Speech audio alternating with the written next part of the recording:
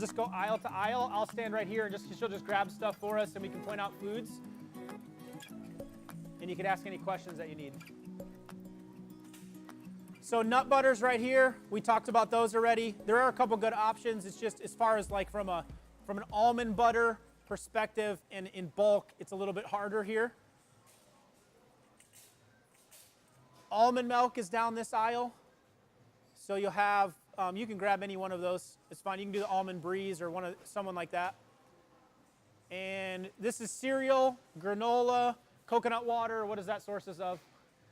Sugar. I don't spend much time in this aisle, right? If you do want almond milk in your smoothie, this one, the only problem I have with these is I can't find one without vitamin D2 in it, which is the synthetic form. Problem is they put it in like every one of them.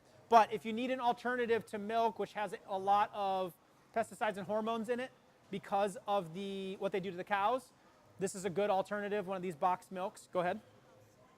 Soy milk. Soy is the #1 most genetically modified organism on the planet. So it is very difficult to find soy that hasn't been genetically modified. If you genetically modified a food and then you eat it, what do you do to yourself? Genetically modify it. Now, you know what I mean? In the process of that, it just becomes toxic. I don't do much soy at all. I try to go almond or coconut. Milk good? Almond milk have a lot of sugar? Get the unsweetened kind. Yep, and then you will not have any sugar. Great point. Yeah, you're like, oh, I love this almond milk, and it's vanilla sweetened or whatever. Yeah, exactly.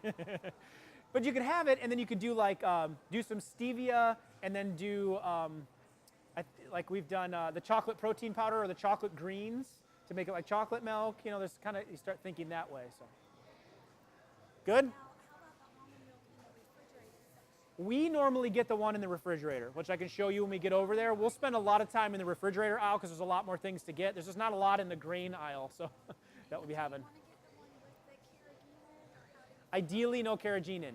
Yep. Yep. It's a preservative. It keeps it. I think that one keeps it from gumming up, if I remember properly. So it keeps it separated and it doesn't separate out. And they put it in there to do that. But it's pretty debatable as far as its toxicity level. Once it gets inside of you, if it keeps that kind of substance from staying soluble, what does it do inside of you? See what I mean?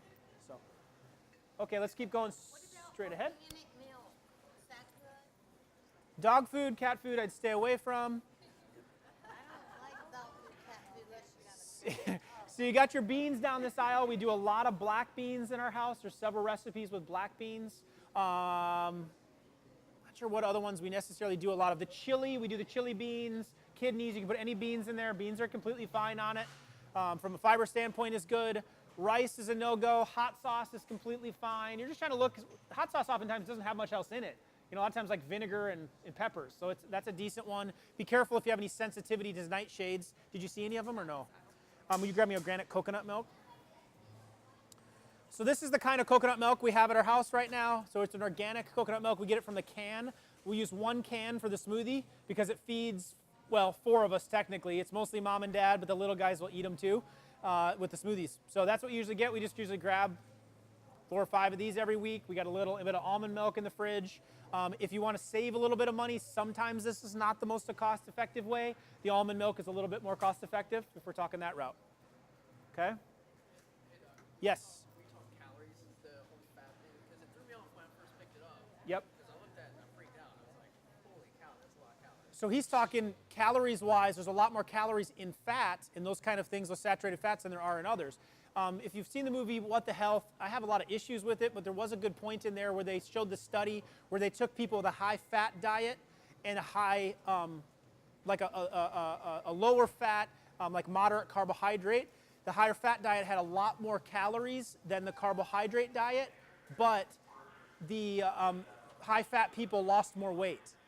So it's not all about the number of calories you put in, it's about what type of calories you put in. Because fat will burn like jet fuel, where the carbs will burn at a lower rate. They only have 4 grams versus 7 grams, or 4 calories versus 7 calories per gram of fat versus carbohydrates. So you actually burn cleaner is what I'm trying to say. And it's not physiologically, if you look at the research, like exactly clean, but that's the best way to describe it to you, that you can burn up that fat quicker because your body it's more real, it can use and access the fat a lot better as well. Yeah, that's good. Okay, keep coming forward. Not a whole lot more time.